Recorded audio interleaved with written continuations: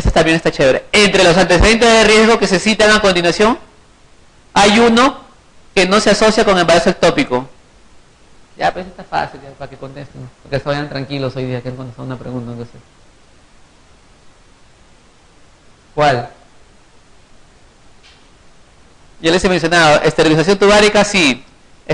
Embarazo ectópico previo también le había dicho. El EPI también, y también había hablado del tabaquismo, ya les expliqué por qué. Acá no tiene nada que ver ovario poliquístico. La respuesta es la C. El embarazo ectópico, en el embarazo ectópico las cifras de HCG en el espacio de 2 días suelen aumentar. ¿Cuál es la clave? Esta está ya fácil. ¿Cuál? Hay doctores. ¿Cómo se comporta un embarazo normal?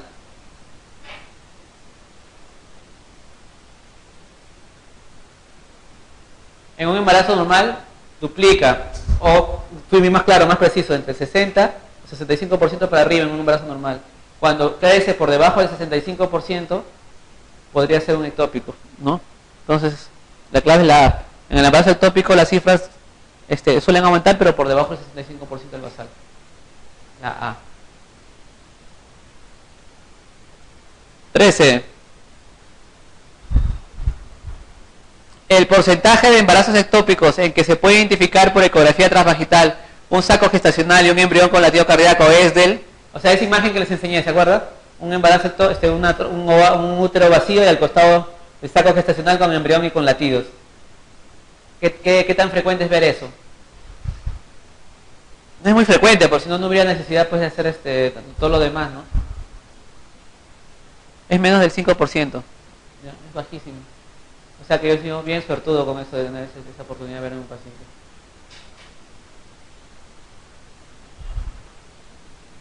Ya, esa estaba bonita. El diagnóstico precoz de sospecha de ectópico se puede establecer cuando la ecografía transvaginal no detecta saco gestacional intraútero. Y los niveles séricos de HCG son... ¿Cuál es el punto discriminatorio que les dije? En transvaginal. 2000. ¿Ya? ¿Por encima de qué para abdominal? 3500.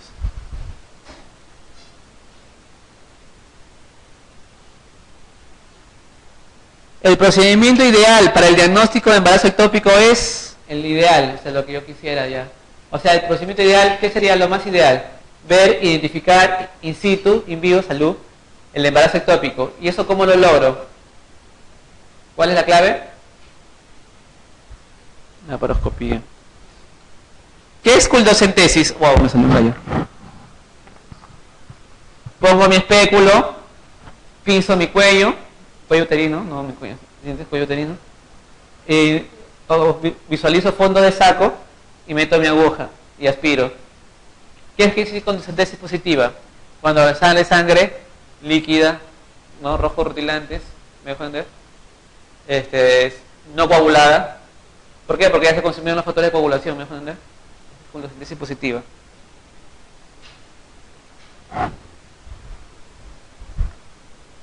El diagnóstico diferencial de embarazo ectópico no se puede plantear con, o sea, ¿con cuál no puedes hacer el diagnóstico de embarazo ectópico diferencial? Clave.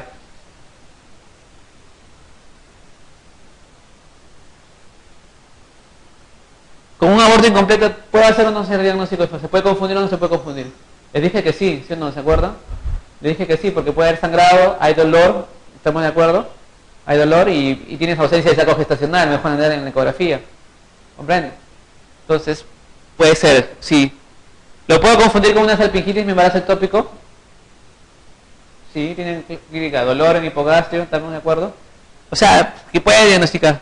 ¿Lo puedo plantear con una apendicitis? Claro, muchas veces han entrado a apendicitis y eran embarazo ectópico, o al revés, han entrado a embarazos ectópicos, entre comillas, y eran apendicitis. ¿Comprende? Lo puedo plantear como un quiste de ovario accidentado, que es el pedículo torcido. También por el dolor súbito, intenso, ¿no? ¿Me dejo entender? No necesariamente sangrado, pero dolor intenso, ¿me dejo entender? Podemos hablar de endometriosis con embarazo ectópico. Endometriosis generalmente, ¿qué tipo de dolor es? ¿Agudo o crónico? Es un dolor crónico, ¿entiendes? Son pacientes que tienen cuadros repetitivos, recurrentes y todo lo demás. ¿Entiendes? El embarazo ectópico, el dolor es un dolor agudo. ¿Estamos de acuerdo?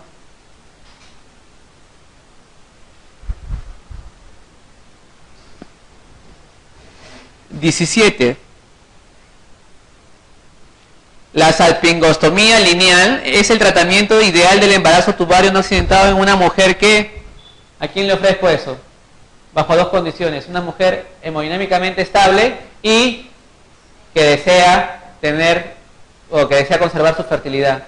¿Está claro? Claro. Arnaldo.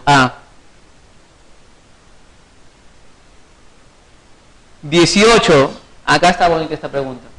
El tratamiento médico con metotrexate en el embarazo ectópico diagnosticado precozmente requiere... ¿Qué requiere?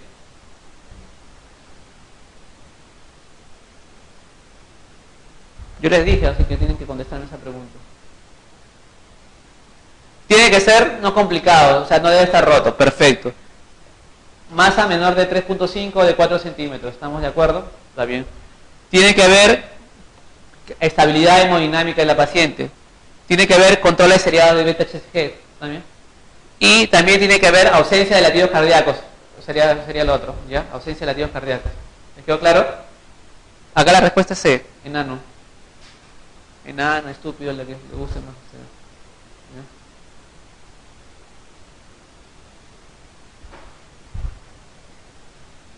Esta pregunta, yo les dije, miren, el factor de riesgo más importante para desarrollar embarazo ectópico es, les adelanto, todos son importantes acá, o mejor dicho, todos son factores de riesgo, pero de todos esos 5, ¿cuál es el más importante? La A. Ahora les adelanto, está en ese orden, ese es el más importante. En ese orden. O sea, va de mayor a menor. Según los estudios de riesgo relativo que han hecho de todos los seguimientos de embarazo ectópico, son series americanas, dicho ese paso, pues, ¿no? O sea, en su seguimiento de embarazo ectópicos han hecho su tipificación de riesgo y han llegado a la conclusión. Este es factor 9, factor 4, factor 3 y algo, factor 2, factor casi 1 punto y algo. ¿Entienden? ¿Ya? Por eso lo ponen en cuestionamiento el uso del DIU. ¿Y por qué digo por qué en cuestionamiento? Porque en realidad dicen, el DIU mal implantado, mejor dicho, ese es el factor de riesgo. Si tienes un DIU más, o sea, si tú sales gestando con DIU, ese útero no se va, ese embarazo no se va a implantar, porque está el DIU que no te dejan implantar. Va a tener que buscar otro sitio de implantación. ¿Cuál es? La trompa. ¿Me dejo entender?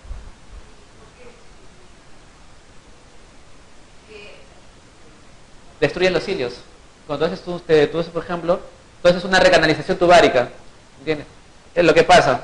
Gestante ya era multigestas y se hizo su ligadura. Se le murió el marido y al año tiene otro nuevo marido. Y para colmo el marido con el nuevo que tiene es menor que ella, 20 años, y quiere tener su bebé porque nunca ha tenido bebé. Ya tuvo a sus hijos, pero con la nueva pareja, la señora va desesperadamente donde ti para que... Le dices, señora, pero mejor hágase FIC, o sea, tratamiento in vitro, porque se puede hacer absorción. No, pero no tengo plata, pero no tengo los $8.000 para hacerme tratamiento in vitro. Entonces, ¿me pueden hacer recanalización? Bueno, por ahí que le intentan, pero recanalizarla, ¿me dejo entender? La trompa, ¿comprenden? Y ya, ¿me dejo entender? La otra es que tuvo un embarazo ectópico previo, tuvo no era complicado, le hiciste una salpingostomía, ¿me dejo entender? Y ya, pues dejaste hacer ya una cirugía previa también, ¿me dejo entender? Esos pacientes tienen mayor riesgo de hacer embarazo ectópico. ¿Comprenden? Ya, muy bien. En relación a la mola completa, es cierto, excepto. Ya, tienen que decírmelo.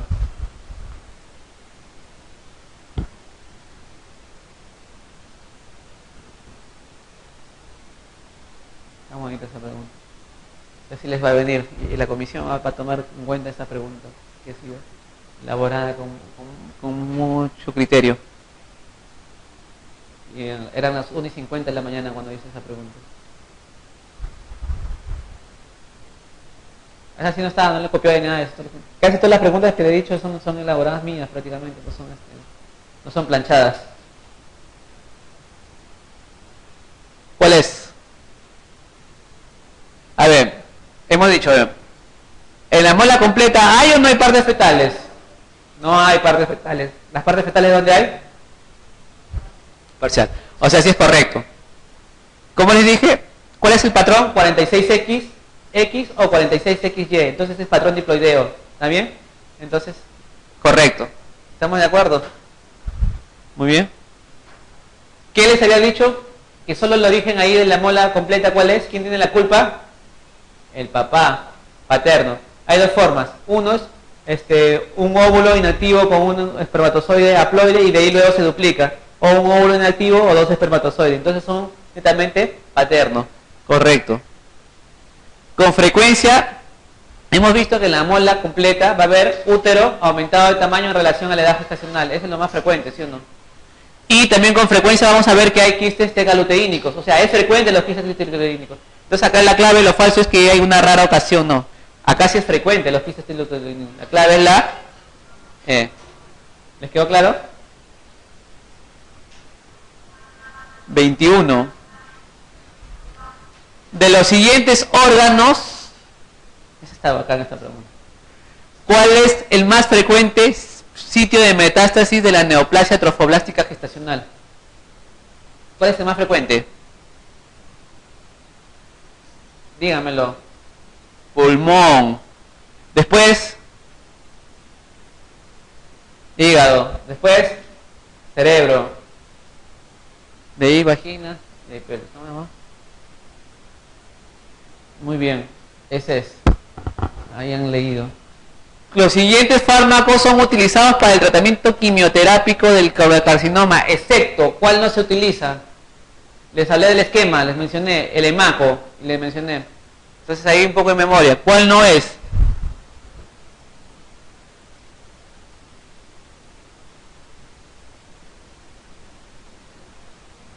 El melfalán. Todo lo demás sí se utiliza en el colocarcinoma. ¿El melfalán para qué utilizan? Hematología, curso, mieloma múltiple. No muerte materna, no, mieloma múltiple. ¿Ya? Mieloma múltiple. ¿Ya? Mieloma múltiple. Sí, ¿no? Sí les han enseñado eso, ¿no? En su curso de... no han hecho todavía repaso hematológico. Lo han revisado también en su CTO hematológico. Es que es tan extensa la medicina y tratar de abarcar todo para un examen, tienes que... Como yo les dije inicialmente, mi función a mí es hacerle un poco la de mago, la de adivino. Ver qué temas le pueden venir por frecuencia y plantear preguntas que puedan tener cierta repercusión en el examen. Como le dije, el año pasado, más o menos, de lo que yo planteé, todas las preguntas, casi textual dieron 5, ¿no? Sobre parto pretérmino, sobre el post-Q y todo lo demás, algo así más o menos. ¿Comprenden? Entonces, más o menos algo así, pues. Todavía faltan 4 clases más y van a ver que las preguntas que le voy a traer también son más elaboraditas. En relación al tumor del sitio placentario, es cierto, excepto. También hablamos de eso. Vemos en la clase. A ver, ¿la A es cierto o no? Quiero que me digan. Sí. ¿Es quimioresistente? Sí, por eso es preferible la histerectomía. ¿Ya? Como le dije, tiende a confinarse al útero, les dije bien claro, en el sitio de la ¿no? Y presenta metástasis, pero cuando ya es más avanzado, tardías. ¿Qué le dije? ¿Qué hormona no se encuentra ahí? Y por eso confundió, le dije el caso. Ahí no hay beta-HCG, más bien. ¿Cuál es la hormona que se secreta ahí? Lactógeno placentario. Y ese sí puede ser pregunta de examen. Entonces ahí la clave es la E, porque presenta altos niveles de gonatrofina coriónica, es falso.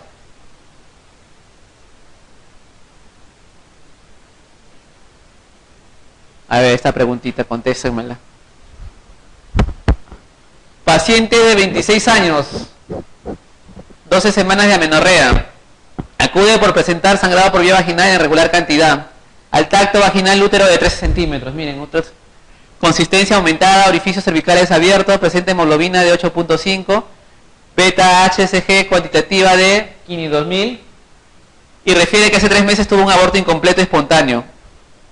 ¿Cuál es el diagnóstico más probable?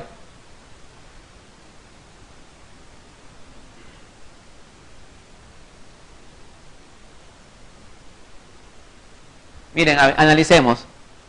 Tuvo un aborto previo, tiene ese antecedente. ¿Estamos de acuerdo? 2, tiene una unidad beta mayor de 100.000. ¿Entiendes? Tiene sangrado, tiene útero del mismo tamaño y tiene anemia. Estos dos, el aborto previo y la beta HCG mayor, ¿hacia qué tiende? ¿Hacia una enfermedad trofoblástica gestacional benigna o maligna? Maligna, ¿sí o no? Entonces, de lo que está acá, ¿cuál es el diagnóstico de maligna? Carcinoma. ¿Y por qué no aborto incompleto? Bien difícil que tengas 500.000 con aborto incompleto. Aborto diferido. Aborto diferido. O sea, aborto diferido quiere decir un aborto de muerte fetal sin expulsión. Igual, si ya está muerto, bien difícil que tengas esa cantidad de BTHC. ¿Me queda claro? Mola completa, mola parcial. Podría ser, sí. Pero la mola completa que hay, útero aumentado de tamaño, demasiado por encima de la gestación, casi está del mismo tamaño. Y la mola parcial generalmente es menor de 100.000, habíamos visto, ¿sí o no? Entonces, el que se ajusta más a esta pregunta es el carcinoma. Zenaida. 25.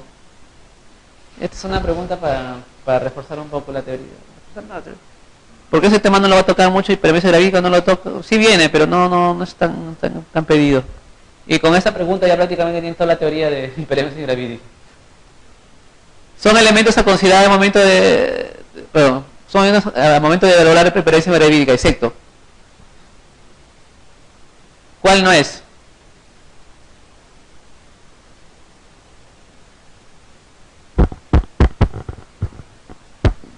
¿Quién han leído? ¿Quién han revisado? Dígame más o menos su clave. Miren, para hacer diagnóstico de hipermesia gravídica, primero tiene que ser gestantes, punto número 1. Punto número 2, tiene que ser náuseas y vómitos inconversibles. Tiene que haber pérdida ponderal entre 5 y 10%. Si no hay pérdida ponderal, no hablamos. 2, tiene que haber cetosis. Tiene que haber trastornos hidroelectrolíticos. ¿Estamos de acuerdo? Alteraciones hidroelectrolíticas. ¿Cuál es la alteración hidroelectrolítica que se presenta con mayor frecuencia en este caso de hipermesia gravídica?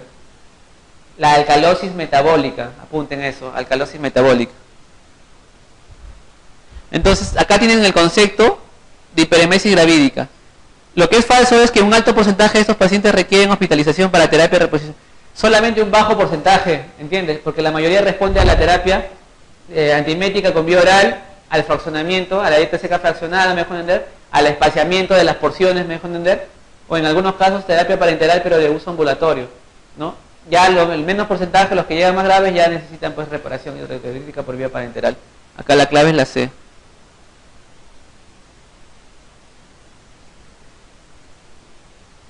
Este también es bonito, esta pregunta. Con eso complemento lo de hiperemesia gravídica. Son fármacos utilizados para tratar las náuseas y vómitos en la hiperemesia gravídica, excepto. Ya, les digo.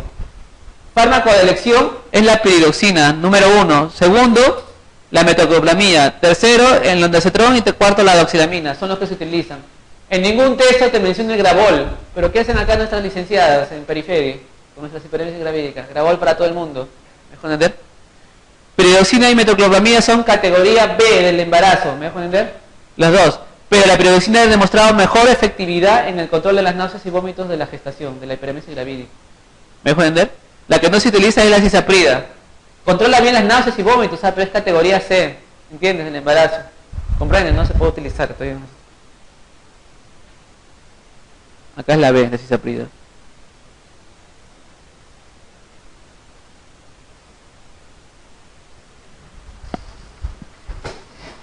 Muy bien, eso es con las clases respecto a la clase anterior, para que refresquemos un poco.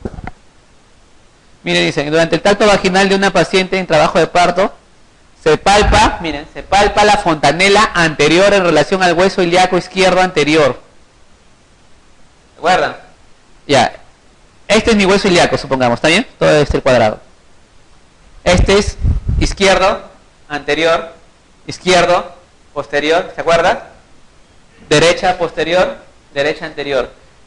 Dice que mi fontanela anterior está acá. ¿Estamos de acuerdo? ¿Qué les dije? ¿Cuál manda en el diagnóstico la variedad? La fontanela posterior. Si mi fontanela anterior está acá, ¿para dónde está mi fontanela posterior? Acá. Entonces, ¿cuál sería la presentación? Occipito, ilíaco, derecho, posterior.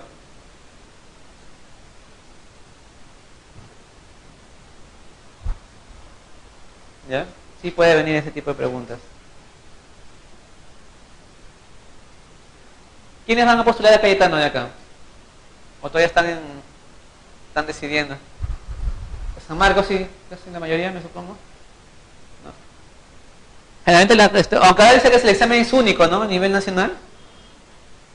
O sea, no, ya sé que es el mismo día, pero también es el mismo examen para todos, ¿no? Es el mismo balotario, el mismo cuestionario de preguntas, ¿no? Porque antes hacía San Marcos sus preguntas, Cayetano sus preguntas, San Martín sus preguntas, Villarreal sus preguntas y todo lo demás. Ahora es el mismo día y el mismo balotario. Tipo MIR, ¿no? Porque en España también es un examen único, o sea, el mismo balotario, claro, el diferente orden de preguntas, ¿no? A un grupo le toca, comienza por la 100, a otra comienza por otro tipo de preguntas, pero al final son el mismo balotario, a nivel nacional. ¿Está bien, ¿ah? Entonces, pero las claves las van a dar después del examen, al día siguiente, o van a tener que confiar en la honestidad de la comisión, ¿no? No, pero tiene que haber también claves, porque en España, por ejemplo, sí hay impugnación. Después de un mes salen los resultados porque hay impugnación, o sea, te salen las claves y tú puedes presentar tu reclamo con tu documento y tu biografía y todo lo demás, y mientras lo resuelven todo, pues el resultado final sale después de un mes. Pero acá creo que los resultados son inapelables, pues, ¿no? O sea, salió y eso es. Muy bien.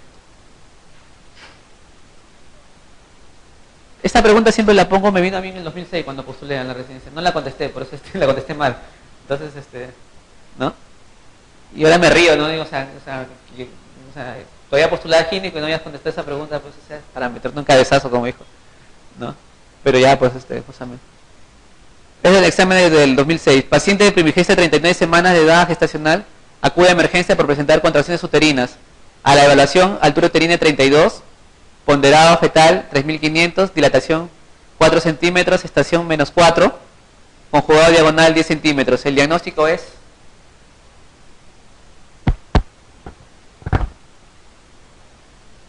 ¿Cuál es el diagnóstico?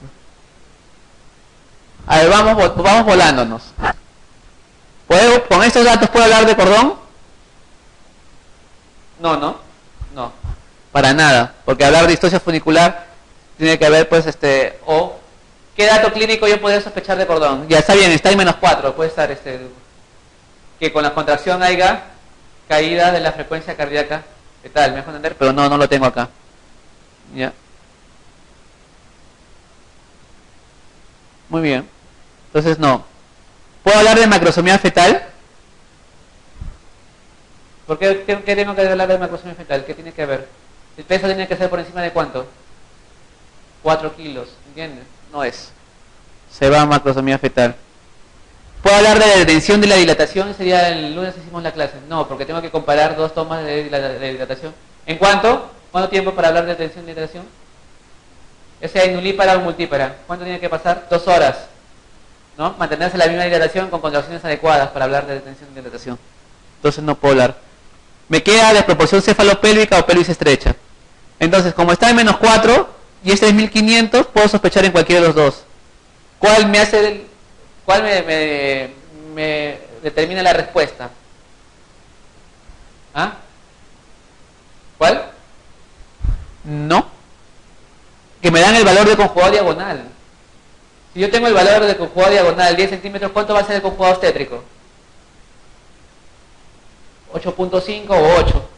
¿Y cuánto es el valor mínimo de conjugado obstétrico para decir que es una pelvis adecuada? ¿De acuerdo? 10.5. Si es menor de 10.5, ya definitivamente es una pelvis estrecha. Acá la clave era la E. Ya. Yo contesté la A en ese entonces. Así lo digo con toda honestidad. Contesté la A. Ya, no me di cuenta de este dato. Ya me estaban, habían anunciado 2 minutos para terminar la prueba también, pues si justo me quedaba con esta pregunta. Otra cosa, el examen son dos balotarios, ¿no? Primero, las 2 primeras horas, un grupo, las otras 2 primeras horas, o sea, son 4 horas que van a estar metidos, como se dice, pues, ¿no? Igualito. Muy bien. ¿Les quedó claro, no? ¿Por qué el diagnóstico de pelvis estrecha? Ya, a ver, para aclarar el diagnóstico. Si tenía un conjugado diagonal de 13, ¿qué diagnóstico ponía yo? Desproporción cefalopélvica. ¿Estamos de acuerdo? ¿Les quedó claro, no? Bien clarito el diagnóstico. En relación a la enfermedad trofoblástica gestacional maligna, ¿El antecedente de qué tipo de gestación previa empeora el pronóstico? Ya les dije ese día, les enseñé el cuadro. ¿Cuál? Si tuvo un embarazo normal previo, es el de peor pronóstico, ¿no? Si tuvo mola dietiforme, le puse un punto. Aborto, embarazo ectópico es 2 puntos. Y mola, perdón, embarazos normales son 4 puntos. ¿Estamos de acuerdo? ¿Se acuerdan? Entonces, aumenta el riesgo. Y muy bien, y este es para terminar. De la clase anterior, una preguntita que les puede venir. ¿Qué estructuras son las encargadas de separar la circulación materna y fetal de modo que no se produzcan mezclas de sangre? ¿No? Porque hay una estructura que separa. Si no, hubiera mezcla de sangre. En realidad hay pequeñas mezclas de sangre, pero no cuantiosas que te permitan hacer pues alguna. ¿Cuál? Esa es teoría pura.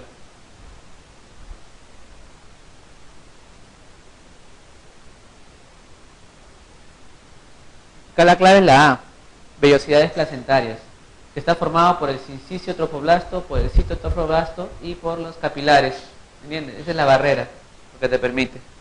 El espacio intervelloso más bien es el espacio que está entre estas vellosidades. Ahí se produce la reserva de oxígeno, ¿no? Entre contracción y contracción. De ahí saca su reserva. Una vez que pasa la contracción, se vuelve a llenar el espacio intervelloso. ¿Me dejo entender? Eso. La decisiva basada en la laguna placentaria no tiene nada que ver. Pues. Muy bien. ¿Está bien? ¿Me quedó claras las preguntas? ¿Alguna duda?